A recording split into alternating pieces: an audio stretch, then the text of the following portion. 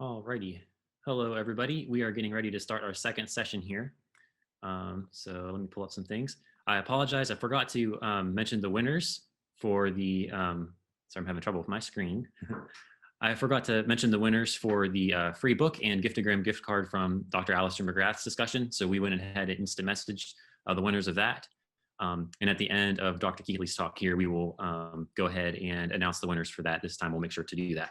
So thank you very much for coming. Just like last time, we'll post a link to the Google form again at the end of the presentation if you'd like to learn more about Christian Veterinary Mission or Ratio Christi.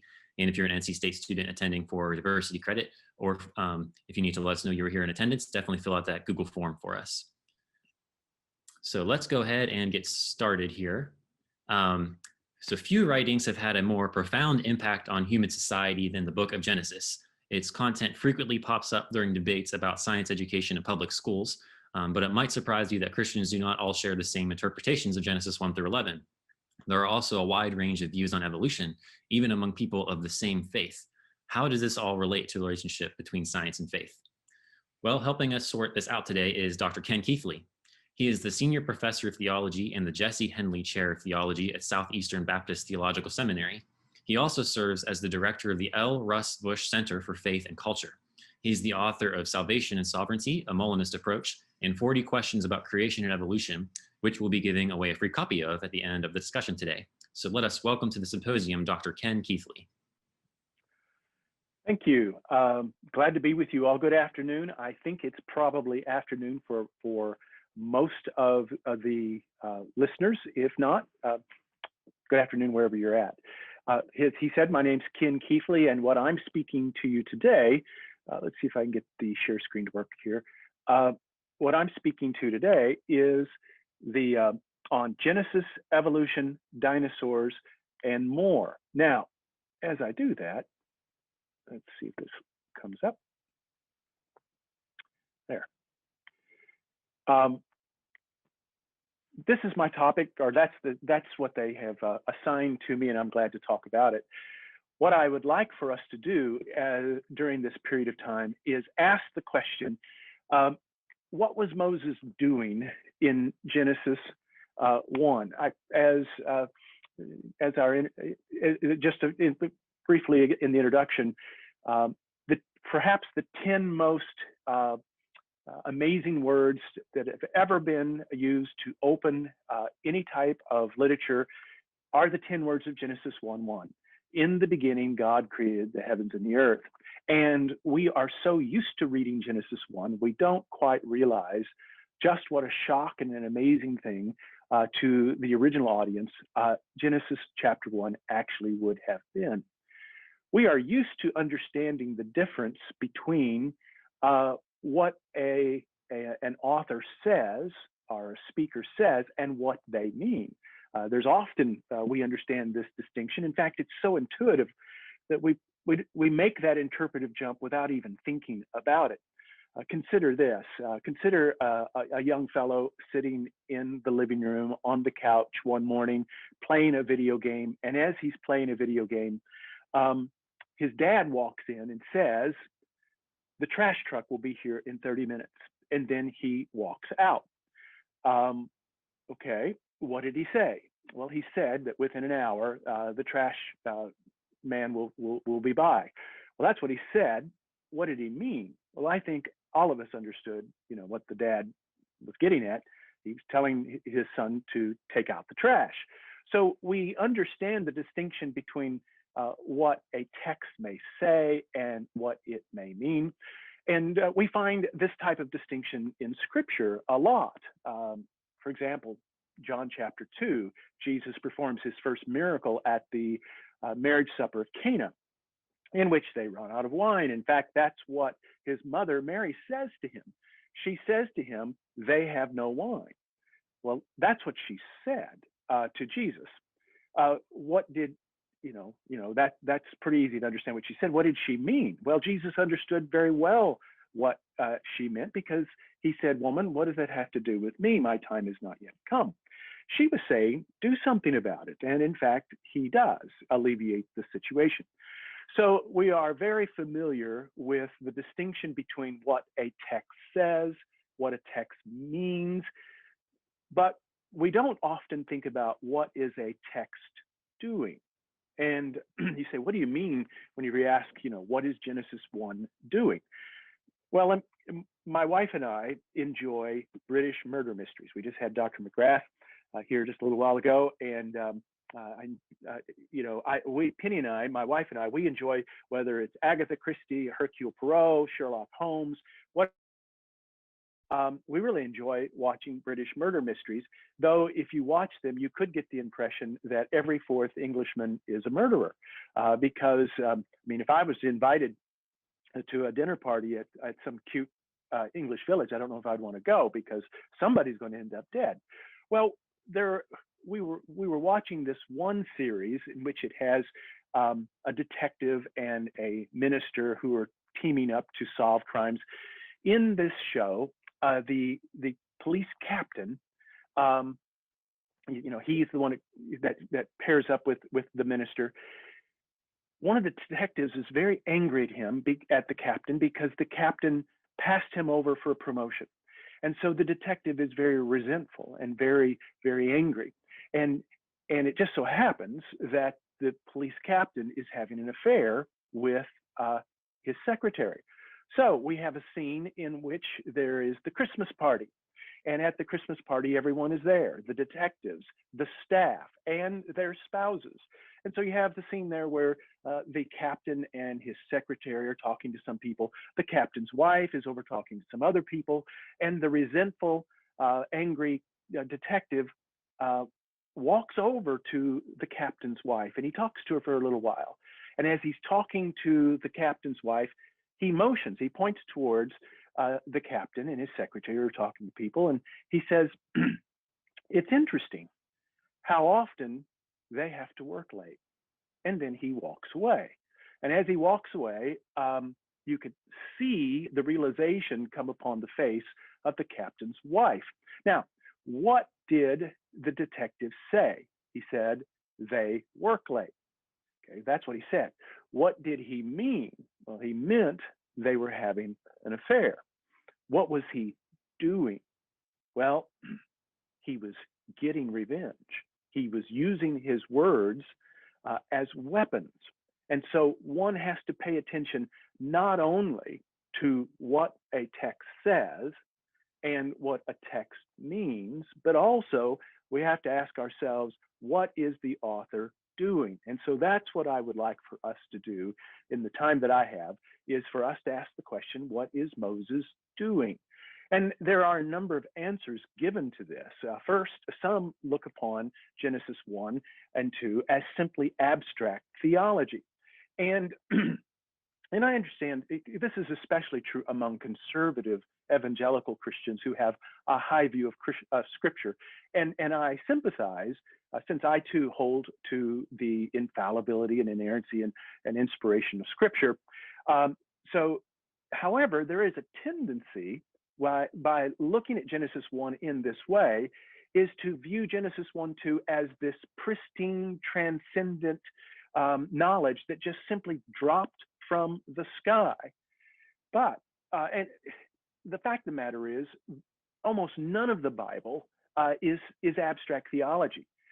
Everything in the Scripture is pretty much ad hoc to the situation, and it's given to us very much in narrative form. So, indeed, the text does teach us eternal theological truths because it is revelation. But having said that, it's very much embedded in a context, a historical context. And so even though it teaches great theological truths, as we're going to see, it's not simply some kind of abstract report. And so I don't think that it's right to look at it simply in that way. The exact opposite, the polar opposite, would be those who view Genesis 1 and 2 merely as appropriation. Like I said, this is the polar opposite of the previous position. In this way of thinking, Genesis 1 and 2 is viewed as a type of literary Frankenstein.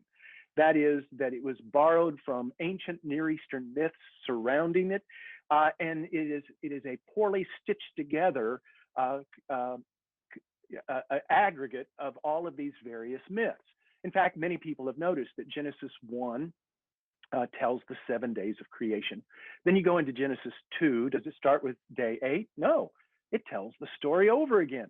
And so there are those who have tried to argue that what we have here, especially in the early 19th century and early part of the 20th century, this was almost the consensus view, that what you have in the first chapters of Genesis are various mythologies from the Babylonian and Egyptian cultures and some Canaanite.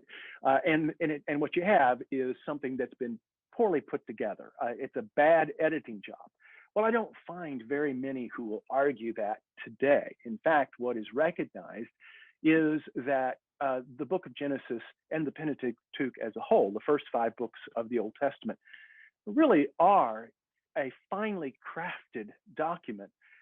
The ways in which the author embeds certain things and puts it together, the repetitions of the sevens are quite remarkable. So we find that instead of it being something poorly cobbled together, that it's actually a work of literary genius. Now, I do think that the author was very familiar with the ancient Near Eastern myths, and he is engaging with them, and we'll talk about that here in just a minute.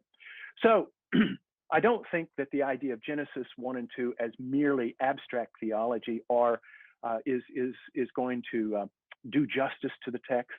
Neither is its polar opposite of seeing Genesis as appropriation. A position that's getting a little closer is the idea of Genesis as accommodation. And a number of theologians throughout the history of the church have made this point. Most notably would be John Calvin. In fact, Calvin likened Genesis 1 is like a nurse or a mother talking baby talk to an infant. And it's the idea that God has accommodated his communication to us in such a way that we can understand it. And indeed, accommodation is an important biblical principle. And I think we could argue that all of the Bible, in a very significant way, is an accommodation. All of the Bible is God condescending to us. So I think that really does get across something important, but I think that it is just as equally important that we distinguish between accommodating to our limitations and accommodating to error. There are many who try to argue that God accommodated to error, and I think that that's problematic.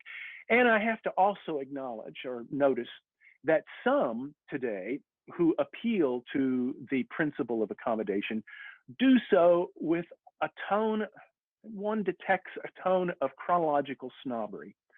Yes, it is true that the ancient authors did not have access to the scientific knowledge that we have today, but they were neither stupid nor were they naive.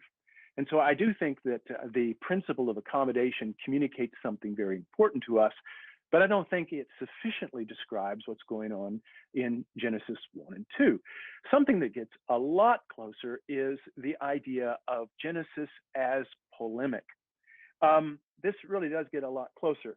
As I said, the author is thoroughly familiar with the ancient Near Eastern myths, that of the Babylonians, the Egyptians, and the Canaanites. Those cultures, those significant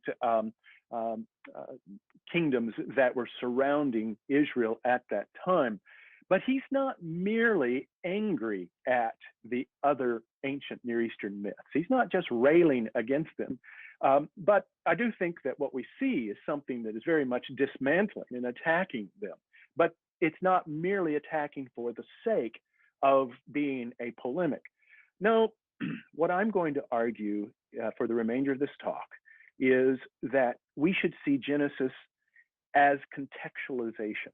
Now, what do I mean by contextualization? Well, Southeastern Seminary, we are very much a missionary school. We have a number of faculty who are missiologists, and we have a significant part of our student body who are planning on being missionaries. And one of the things that they have to think about long and hard is how do we communicate the gospel and how do we communicate biblical truth to a people group or a culture that has never been exposed to either? How does one communicate that? And missiologists understand that there isn't just two worldviews in play, but actually three. Most of the time, we pay attention to the two horizons of an interpretation. That is, there is the worldview of the original, of the author, and then there is the worldview of me as a modern person. And so how do I bring the two together so I can understand what the author's saying? Missiologists understand there's actually three at play. And it's particularly true here in Genesis, in that there's not only my worldview and the worldview of Moses, but there is the worldview of Moses's original audience. And we need to understand that his audience were thinking like pagans, thoroughly like pagans. You say, well, wait a minute, I thought he was writing to the children of Israel, God's chosen people. Yes, you need to remember he's writing to them after they've spent 400 years in Egypt. And so they were thoroughly marinated in pagan thinking. This is one of the reasons why whenever Moses goes up on Mount Sinai for the 40 days, right after they've agreed to the Mosaic covenant, and they've said, we will serve the Lord faithfully forever. He goes up for 40 days and he comes back and they're worshiping a golden calf. Why in the world would they do that? Well, once you understand their worldview, you can see what their thinking was. And so what are the principles that are involved in contextualization? If you're going to explain, as Moses is, going to explain something that is alien to their thinking, well, the first thing you have to do is you have to allow that culture to ask the questions. In other words, you got to start where they're at. You've got to meet them where they're at. And so, if you're going to present the gospel to a people group that's never heard the gospel before, you just can't start with the Romans Road or the 4 spiritual laws. You're going to have to be able to understand that culture well enough that you can know where to meet them. Not only do you allow that culture to ask the questions, in other words, you meet them where they're at, but second, you're going to use their grammar. In other words, any missiologist would tell you that you're going to have to understand how they interpret things, what their worldview is. In other words, you can't just do a careful exegesis of scripture. You also have to be able to exegete that culture. And we see that is what Moses is doing. He is meeting his audience where they're at, and he is using terms, concepts, ideas that they would be familiar with. That is why whenever one reads Genesis 1 and 2, we find an awful lot that he is saying that resonates, that fits in the other cultural milieux, the Babylonian or the Egyptian. What's going on? Well, he is speaking their language.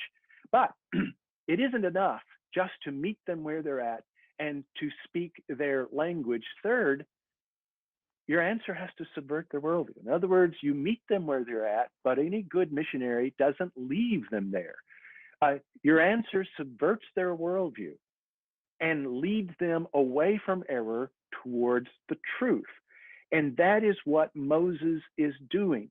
In other words, this encounter, this missional encounter of addressing them where they're at, using terminology, concepts that they understand, but then giving them the truth within that context has a transformative effect. And that is what's going on here. You and I, as we read Genesis, we read it and we say, well, okay, I get it. I really do understand the point that he's making. We don't understand that you and I think more like Moses did than Moses' original audience did. In fact, we have a very hard time getting at what the text is getting at because the original audience thought in such alien ways. So, what is the message of Genesis? Well, let's talk about the message of Genesis and go through Genesis chapter 1. And I want to give just a few thoughts about what's going on in Genesis 1. First, Genesis tells us about the origin of the world. You say, well, okay, sure. What's the big deal there? Well, you need to understand whenever one looks at the other mythologies, whether it is the Enuma Elish or the coffin text in Egypt, or the Canaanite Baal legends, they do not tell us so much about the origin of the world. Other texts talk about the origins of the gods. In other words, Genesis is a cosmogony. The other texts are primarily theogonies. And what we find, if you read what the Egyptians believed, and there's just not just one God, there's not just two or three gods, there's not just dozens of gods, there's hundreds, thousands. In fact, everything is a god in the thinking of the ancient Near East. The deities are associated with everything.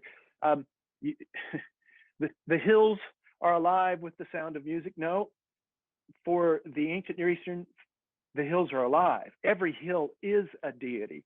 The trees are deities. The river Nile are the Tigris and Euphrates. Those are gods and goddesses. The cattle, everything is understood to not only be animated, but to be deified. What we find in Genesis is that there's no creation of other deities, nor do we find in Genesis any hint of development in God. Whenever you read the Egyptian myth, you have where there's the primal waters, and up from it comes Ptah and Atum, and he develops into Ra, and he becomes stronger and more powerful. Same thing with the Babylonian myths about Marduk, about how he ascends to power and he has to fight his way to get there. None of that in Genesis. The original audience would have been shocked by what Genesis had to say, in that it simply starts, in the beginning, God created the heavens and the earth, and then it just goes from there. Because in the Enuma Elish, the creation myth of the Babylonians, it spends 10 volumes talking about the development of all the various gods and goddesses before it ever gets around to talking about the creation of the world. So the very first thing that we would see that's different about Genesis is that it talks about the origin of the world, while all the other texts talk about the origin of the gods. Second, in the other text, we have Genesis 1:1, in the beginning God created the heavens and the earth. Then verse 2 talks about the earth being without form and void, and there was darkness upon the deep, and the Spirit of God hovered upon the waters. So you have, in verse 1, God creating, and there is this watery chaos. Well, why in the world would the author speak of the watery chaos? That's because in all of the other texts, it is the watery chaos that creates the gods. Genesis flips that on its head. God is distinct from creation, and he is the one who brings the watery chaos into being. So what we have in Genesis is the origin of the notion of the transcendence of God. In the Babylonian myths, you have two original deities, Apsu and Tiamat. Apsu is the male god. He is the freshwater god. Tiamat is the saltwater god. The fresh water flows into the salt water, and then they bring forth all of these other deities. You get the idea. Whereas in the Egyptian account, you have, as I said, you have the watery, chaotic mass of just the watery deep. And Atum bubbles up in an egg, and he self-actualizes. He comes to be. And then he creates all of the other deities that then we associate with the world. And he does so by various bodily functions. He sneezes, he spits, he masturbates, He does all of these things so that he can produce these bodily fluids, whether it's sperm or saliva or mucus. And with that, he makes the sky, or he makes the land, or he makes the wind, and all of the things that we see. And so finally, whenever Marduk gets around to creating the heavens and the earth in the Babylonian myth, what he does is he takes Tiamat and he cuts her body in half. And as he slices her body in half, he takes the upper half of her body and he makes the heavens, and with the lower part of her body, he makes the earth. As you can see, Genesis is very different from those accounts. And so, first difference we'd see is that Genesis tells us about the origin of the world, while other texts tell us about the origin of the gods. In the other texts, the ocean creates the gods. In Genesis, God is distinct from creation, and he's the one that brings the watery chaos into being. Here's the another big difference. In the other texts, it's all about warfare. And this is especially true of the Babylonian and the Canaanite myths. In Genesis, God has no opposition. I really can't exaggerate this. I mean, one of the primary motifs, and perhaps the primary motif of the ancient Near Eastern cosmogonies, is the conflict among the deities. And like I said, by contrast, Genesis presents God as being without equal and without opponents. I've often wondered why no one has not taken the Babylonian creation myth. It's called the Enuma Elish, because that's the opening line. Enuma Elish, went on high, and that's how it's translated. I've often wondered why somebody hasn't turned it into a mini series to show it on HBO or Netflix, because the Enuma Elish has got it all. I mean, it's Lord of the Rings or Game of Thrones has nothing on the Enuma Elish. What you have in the Enuma Elish, as I said, there's two original deities: the Apsu, who is the freshwater deity, Tiamat, the saltwater deity, and they mingle their waters, and they have a generation of gods, of which Ea is one, the god of wisdom, and they have their generation, and then they have a next generation. So there's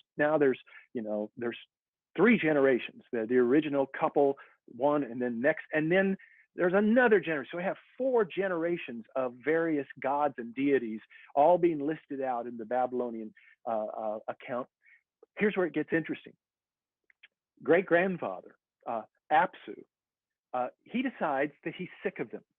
And so he wants to kill them all. Now, think about this. He decides that he wants to kill his children, his grandchildren, and his great-grandchildren. He's just going to slaughter them all. Well, Ea, the god of wisdom, his son, gets wind of his father's plan, and so he murders his father. He assassinates his own dad. He kills him first. And after that is over with, the gods are all worried and say, well, why did you do this? And he says, well, he was getting ready to kill us. It was either kill or be killed. And so they said, well, okay, I guess, yes, you did what you had to do. Well, Tiamat, the goddess of saltwater, she's a much bigger and stronger deity. And she is outraged at this, and it fills her with such rage that she creates this enormous army. It's something straight out of Lord of the Rings, where Sauron is creating the orcs. Well, that's what she does. She creates all of these various 11 different types of monsters: dragons, demons, scorpion men, lion men, and more. And they have fangs, crushing jaws, and they have blood for venom. Here, let me read the passage here. It says, all of these monsters, they are amassing around her, ready at Tiamat's side. They are angry, scheming, rumbling, raging. Tiamat, who can form anything, has given birth to monster serpents, who are pointed of fang, with merciless incisors. She filled their bodies with venom for blood. And she has Quingu, who is her gigolo, her consort. She puts him as captain of this army. So now they are going to march on all of the other gods and goddesses and get even for the death of Apsu. Well, whenever the gods find out about this, the rebellious gods are simply terrified out of their minds. I mean, they collapse with fear and they become hysterical with terror, and they just don't know what to do. And so what they do is that they turn to one god who is the great grandson of Tiamat, Marduk, and they say, "Can you help us?" And he says, "Well, as a matter of fact, I can." They said, "Well, do so." And he demonstrates that he is the most powerful. He's the biggest, baddest god of them all. And he says, "I'll be glad to defeat her for you under one condition." And they said, "What is it?" He said, "You have to obey me absolutely forever." And they said, "Okay, we're glad to do it. As you can be in charge, just take care of her." And so what we have is then this tremendous battle that happens. And Marduk and all of, it goes on to talk about how, Marduk rides into battle with a chariot pulled by 4 dragons. He's clothed with thunderbolts and raging fire. You have these, it talks about skulls being crushed and veins being cut and blood goes everywhere. Like I said, this sounds a whole lot different than Genesis chapter 1, don't you think? And then it says, as Marduk then shoots an arrow into Tiamat's mouth, that's how he kills her. Once he kills her, it says that he, Marduk, divided the monstrous shape, Tiamat, and created marbles from it. He sliced her in half like a fish for drying. Half of her he put up to roof the sky. He drew the bolt across and made a guard across it. Her waters he arranged so they could not escape. Now, that is the creation account that Moses's audience, original audience, would have been used to. Whenever you read that and then compare Genesis chapter 1, you become very aware of just how different Genesis actually is. God says, "Let there be light," and there is. We have where he goes through each and every step.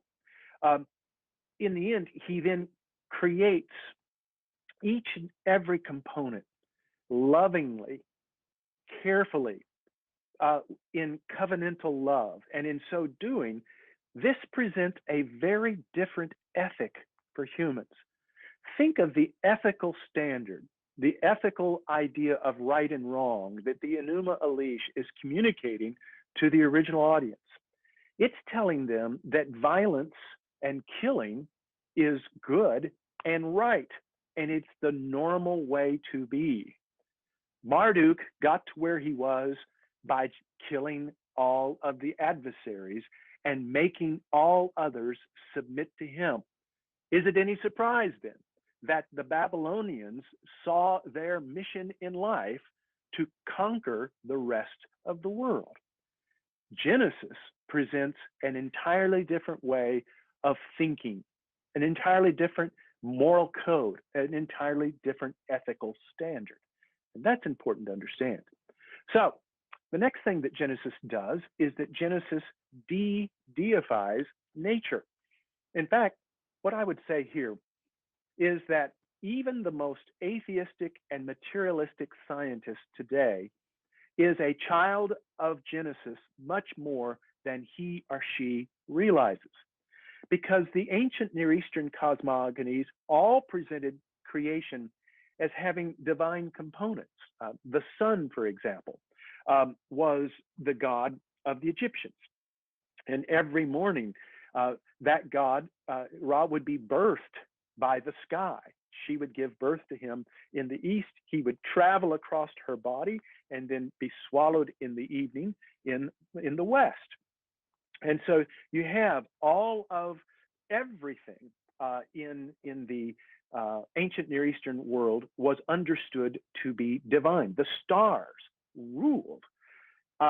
That's why astrology was so important in the ancient world, because the stars were understood to be alive and determining the fates of everything and everyone below them. Whereas, what does Genesis 1 do? Genesis 1 doesn't even give a name to the sun, doesn't even give a name to the moon. So the sun was worshipped by the Egyptians, the moon by the Babylonians, and God ordains that the sun and moon simply be used for times and seasons, calendars and clocks. And notice what he does with the stars. Everyone in the ancient world lived in fear of the stars because the stars ruled. What does the author of Genesis do? Well, in most English translations, he reduces them down to 5 words. He made the stars also, and that's it.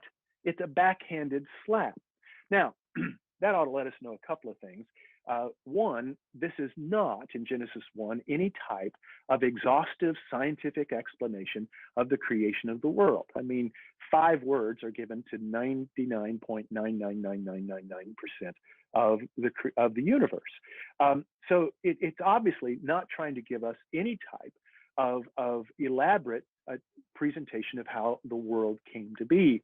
No, what it's really doing, it's doing some theological work in that it's letting the original audience know that they are not to worship the moon. They are not to worship the sun. They're not to worship the stars. And so we live in a world of nature. We live in a deified world. This is something that was bequeathed to us by Moses and by Genesis. And it's something that we really have to understand in order to appreciate it, and also to understand what the original audience was thinking as they read or heard Moses' reading of Genesis 1 and 2. So Genesis deifies nature. And the fifth thing that it does, in the other text, humans are slaves. In Genesis, we are his representatives.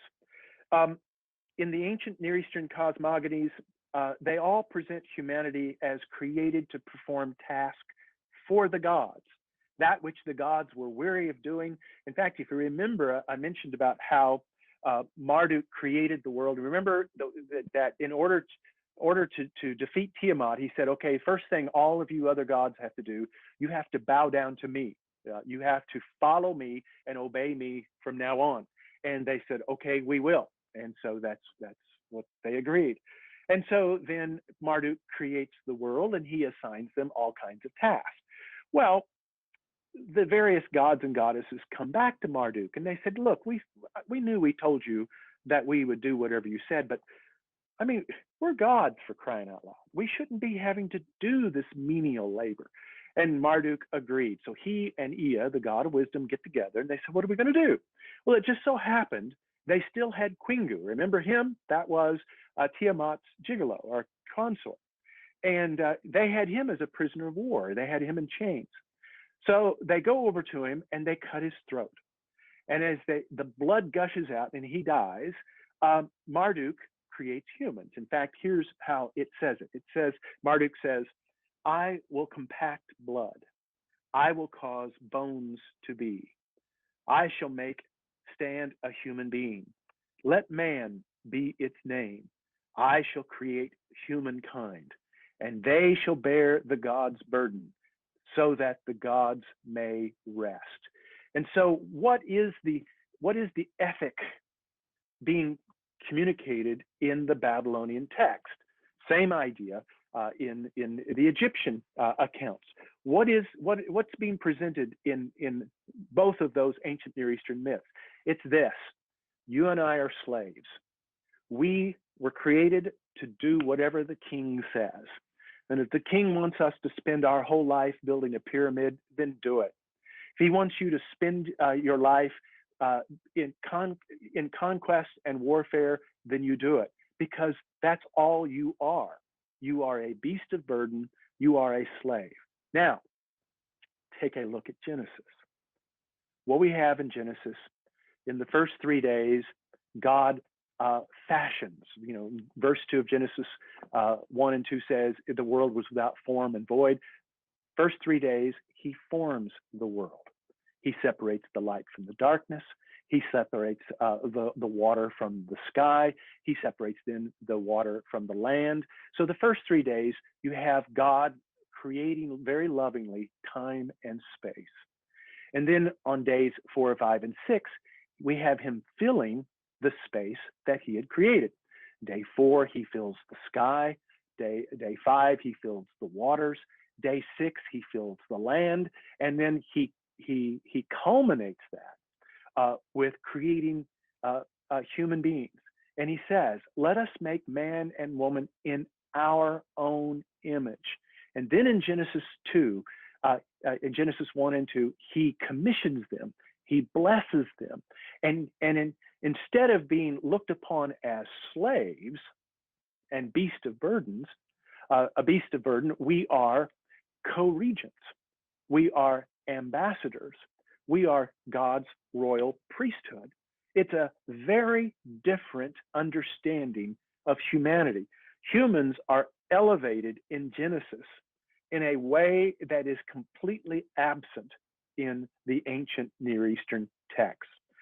So what can we say then whenever we consider the compare and contrast of Genesis with the competing stories of the surrounding cultures?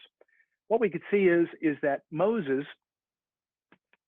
was very successful and that Genesis was a smashing success.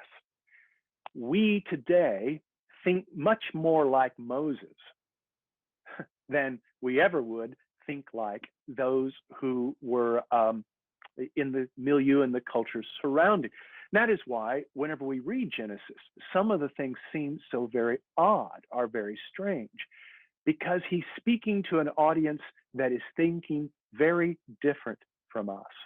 And so now when we read Genesis, we come away with the point that Genesis is making, that Moses is making. That is, that God created the world out of nothing for his own good pleasure and for his glory.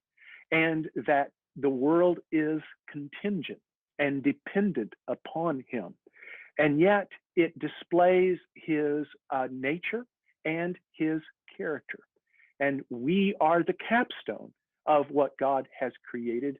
And so therefore, each and every human being has value because each and every human is an image bearer, one created in the image of God. And so this is how I would want us to think about Genesis as we approach whatever scientific question we're looking at today. Let's understand that Genesis provides the theological framework and the worldview necessary for doing science. And when we understand that, I think we've made some progress. Thank you very much.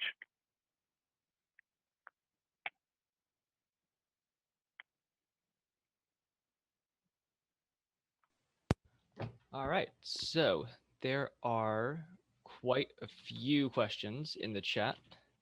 So we'll start from the top. First question was more of a clarifying question, saying what exactly is meant by appropriation? Yeah, borrowing. The idea there was, especially, there were those who tried to say that Genesis 1 was borrowed from the Babylonians, especially the use of the watery chaos in verse 2. There were those who tried to see Tiamat as being referenced there, and that there is what was known as chaos conf, warfare against the chaos in Genesis 1 and 2. I do think there's chaos conf in Genesis, but I don't think it's in chapter 1. I think it's in chapter 3. All right. Who do you think wrote Genesis, God or Moses? Both. I think that as a conservative evangelical, I affirm the dual authorship of Scripture. That is, that God superintended the writers in such a way that he did not interfere or override their personalities, their quirks, all of those things that make them distinctive. When one reads Jeremiah, he reads like Jeremiah. You read Paul, he reads like Paul. And yet the Spirit of God so superintended this that when it's finished, it is exactly what God wants to be written. Thus, we can also say it is the very Word of God. The Chicago Statement on Inerrancy, you can type that in and Google it. That gives a very good description of what we mean and don't mean by inspiration. We do not believe, like our Islamic friends, that Islam believes that basically Muhammad experienced a seance and that the Quran dropped down through him. He was merely a conduit.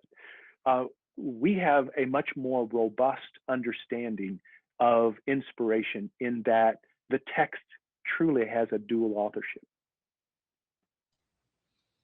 All right. Are there any good resources you would recommend for someone wanting to learn more about ancient creation stories? Yeah, that's a great question. There are a number of works. Gregory Beale has written some very good things that talks about from Eden to the New Jerusalem, I think is the name of the one book. John Walton has an interesting book that's very accessible. I don't agree with everything that Walton says in his book, but it's a very, very good book for somebody who wants to get their feet wet on this topic. And it's called The Lost World of Genesis 1. And I think that would be a good starting point. All right, thank you. So some people group Genesis 1 and 2 as one creation account. However, others consider them to be two different creation accounts, considering that the order that the earth, plants, man, and the animals are created in is different in each chapter. Can you present the pros and cons for both? Yeah, I see Genesis 1 as a prologue, as a prelude. And in fact, if we let Moses, let's remember the chapter divisions that we have in the Bible were added not just centuries, but millennia after Genesis was written. I mean, almost several thousand years later. So if we let Moses do the division, if you'll notice, there is this formula. These are the generations of. It's known as the Toledot formula, because that's the word in Hebrew. You'll notice the first time that that's used is in Genesis 2:4. These are the generations of the heaven and the earth. And it's used, that expression is used 10 times in the book of Genesis. And I think that that is the way Genesis should be divided. There are 10 chapters to the book of Genesis, if we let Moses do that. So then what do we consider that which is before Genesis 2:4? And it is a prologue. It is the prelude to the whole thing. To get an idea, take a look at John, the Gospel of John. John's Gospel has 18 verses. From John 1:1, in the beginning was the Word, and the Word was with God, and the Word was God. Now, if that reminds you of Genesis, that's because that's what John wants to do. The first 18 verses are not chronological. They're not temporal. They're just setting up the story. And I think that is what we call Genesis 1, the 7 days. I think that's what they're doing, is setting it up so that we understand what's getting ready to happen in Genesis from 2:4. So I don't see that as two creation stories per se. I consider what we have is a prelude, and then it goes into the story in earnest in chapter 2 and verse 4. All right. So a lot of people here in the chat want to talk a little bit about dinosaurs. And so the next question is, were there dinosaurs described in the Bible anywhere? And where do they really fit in with humans, that kind of thing? Yeah. Well, I'm an old earth creationist, and I don't think that that's what Moses is dealing with at all, even though Genesis 1 talks about the tannin, that God created the tannin.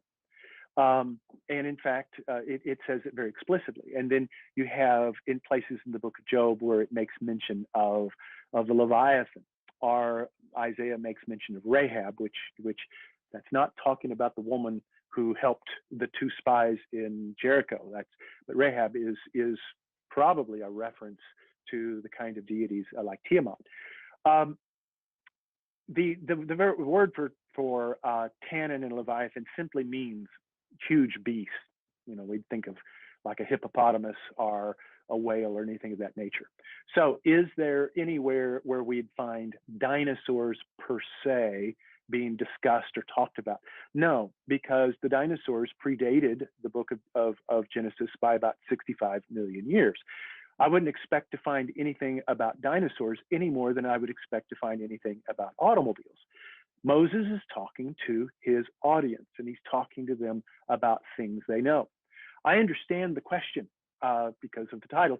Let me just say, I grew up in a very conservative, even fundamentalist environment in which I heard lots of lessons and talks given by speakers who said that the Bible talks about dinosaurs, and then they would try to say that dinosaurs, I can remember even one speaker trying to say that dinosaurs are alive today. I can remember we were at a conference Monday through Friday where he was arguing this, and he said, I'm going to show you that there are dinosaurs even alive today.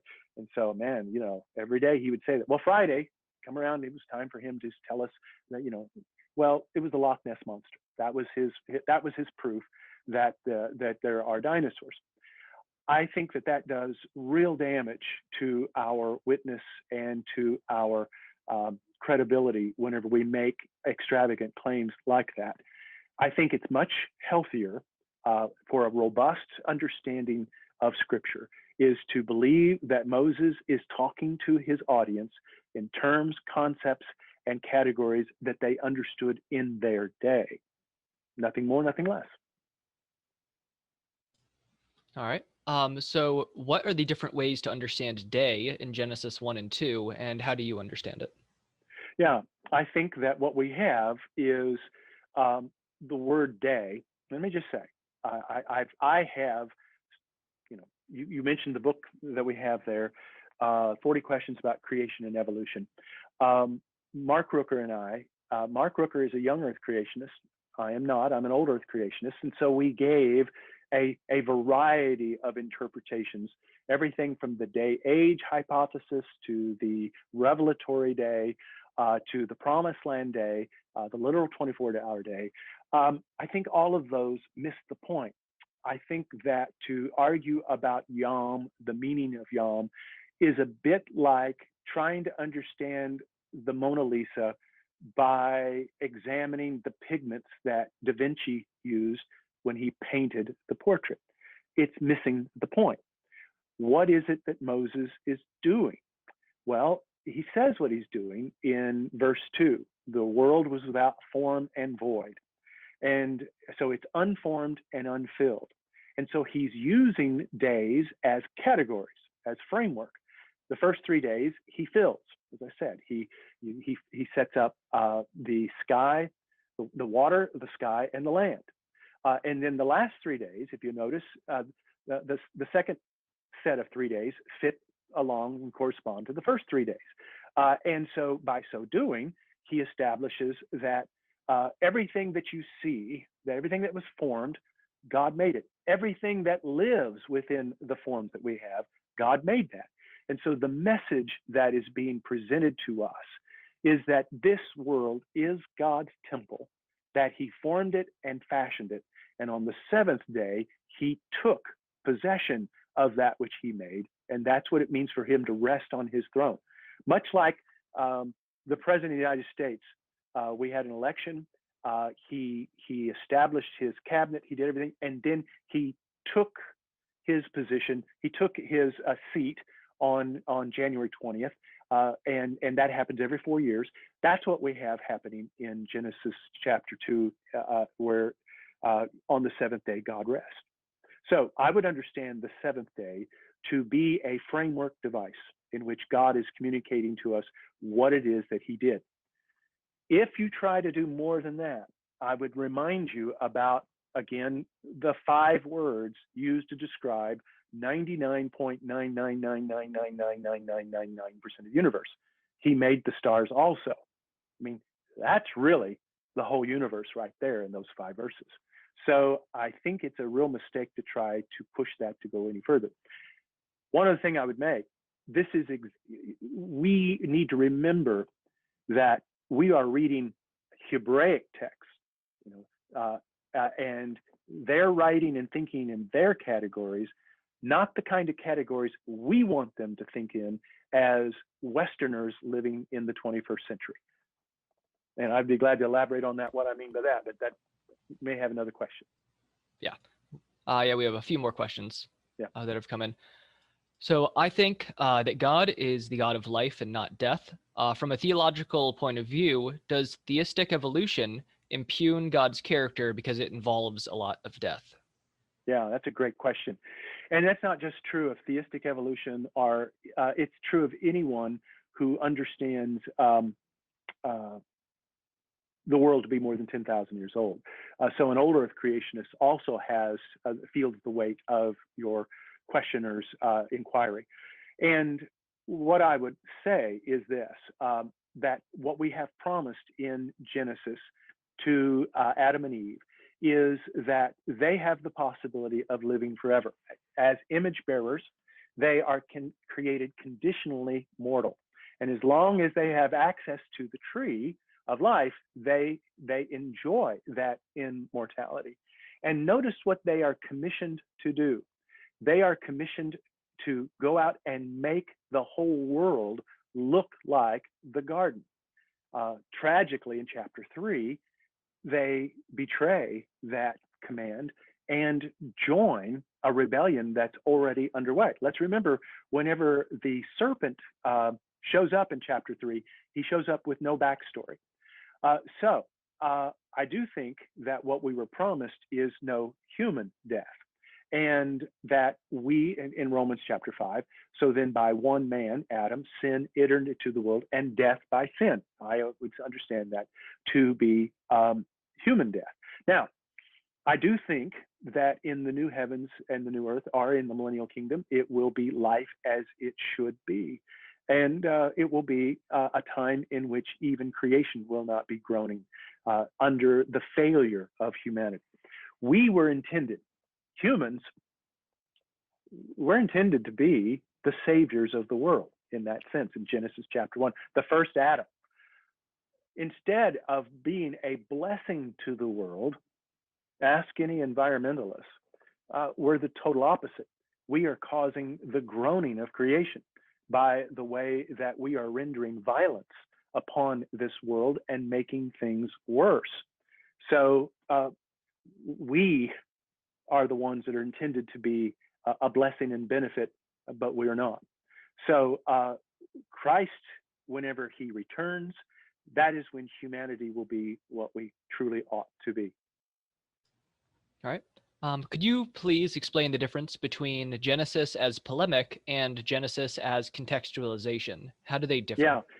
Yeah, they're very close in that it is that Moses is speaking against the worldview and theological paradigm of, especially, I mean, I said, which one is it? That's one of the things. If you want to get the Old Testament scholars to, you want to listen to a fight among Old Testament scholars and ancient Near Eastern scholars. Is Moses primarily speaking against the Babylonian worldview, or is it the Egyptian worldview? Because those are two different paradigms. And I think that the answer is a bit of both. One can find where he's addressing both of them. That would be simply polemic if he was just speaking against them. What Moses is doing, not only in Genesis, remember this, Genesis is not simply so you and I can know how the world began. Genesis is the opening chapter, Genesis 1 and 2 is the opening chapter to the Pentateuch, which contains the law of Moses, Genesis through Deuteronomy. And what Moses is doing is not simply like an academic saying, here's why naturalistic materialism is wrong. No, Moses is an evangelist. Moses is a preacher above all else and a missionary. He is wanting his message to form a believing community. He is working very diligently to bring his own people out of darkness into the light of the truth about the one true God who created the heavens and the earth. So polemic would simply be negative. Contextualization, like I said, Moses addresses them, speaks to them where they're at, but he doesn't leave them there. So it has a much more missional intent. Contextualization is intended to be much more winsome, and it's intended to win people over to his point of view. Great question. Okay. So just a few more. Is theistic evolution a form of syncretism between evolutionary and Christian thought? Yeah, that's a great question, because not only is this true for anybody who tries to integrate the evolutionary paradigm with the doctrine of creation. This has been something that the church has had to ask itself ever since the New Testament canon closed. In the patristics, they asked themselves, does the doctrine of creation integrate with Neoplatonism? And most of the early church fathers said yes. They took the Timaeus, the parts that they could take of it, the parts of Neoplatonic thought that they thought was acceptable, and they presented the doctrine of creation. When you read Basil of Caesarea, or when you read Irenaeus, or when you read Augustine, they are very much operating within that paradigm, but they're not just swallowing the Neoplatonic worldview in toto. They are also speaking against it in those places where they had to do so. Then the very same thing happens 1,000 years later, whenever Aquinas does the very same thing with Aristotle. And so you have the Thomistic interpretation of the Aristotelian worldview, and that happens then. Whenever we are confronted with a worldview, and let's understand the idea of the mutability of species, or that new species arrive simply by random, the biological process, that's simply a biological theory. As such, it's not threatening. We can look at its strengths or its weaknesses, and I will let the biologist argue that. Whenever it becomes Darwinism, now think about it. Why is it an ism? We don't talk about Newtonianism and Einsteinism. Whenever the evolutionary paradigm jumps out of its tracks and is now used as a worldview by which one is to understand all things, now that's a much more difficult question. And so I do think that Christians are required to engage with the evolutionary paradigm. And we need to acknowledge whatever strengths it has, whatever can be demonstrated empirically. The metaphysical claims that one sees, I think we have a responsibility and a duty to challenge those that are problematic to the Christian faith. And there are some. There are certain things about evolutionary thinking not really too concerned about. Even Ken Ham and young Earth creationists think that species are mutable. They would argue that there was only 1,500 species on the ark, and that after the animals disembarked, those proto animals then there was a great deal of speciation that occurred, and that's why you have kangaroos in Australia, but nowhere else in the world. And that is how even young Earth creationists incorporate a version of speciation into their thinking. What we are really going to have to challenge, and I think is very problematic, is the notion that there is no purpose or teleology or goal involved. And I'm going to push back on that pretty strongly. All right. Do you think that God has always been, or he had an origin? Is this a different idea other than other Near Eastern religions? Yeah, that's a great question. In fact, that's a great question, in that I think that this is now you're getting at what the Old Testament's getting at. Have you ever had an atheist say to you, I'm 100% atheist. You're a 99% atheist. They'll say, do you believe in Zeus? No. Do you believe in Apollos? No. Do you believe in the Norse gods? No. How about the Hindu gods? Do you believe in them? Nope. The Greco-Roman gods? Nope, nope, nope, nope. So all of these thousands of gods, you don't believe in any of them, right? Nope, I don't. Well, I don't believe in the God of the Bible either. He'd say, see, I just believe in one less God than you. And anytime someone says that to me, I'm saying, congratulations, you're thinking almost at the level of the Old Testament prophets. That was the point that Moses is making, in that all of the other creation myths, all of the other worldviews, the gods are immanent. They are within the world. They live, they bleed, they die. They are within this universe. Moses says, I am talking to you about that which is ultimate, that which is transcendent of this world of change. I'm talking about that which, like I said, that which there is no greater that can be conceived. So that, in other words, the God of the Bible is categorically different, not just quantitatively different, but qualitatively different from all of the other deities that one sees in the ancient world. And so even whenever today I'll read, an atheist will say, well, who created God? You wait a minute. We are talking about that which is ultimate. By definition, there is no greater. And even people who say, well, I think that the ultimate reality is an infinite regress, that this world is the product of a previous world, which was and so it's turtles all the way down. Well, okay, you hold that the ultimate truth is the infinite regress. So no matter which way you're thinking, you're just asking, what is that which is ultimate, to which there is no greater to appeal? And the claim of Scripture, and the claim that Moses is making, is that there is one transcendent who is outside of time and space, from which everything is contingent and dependent upon. And he is the God of Israel. All right.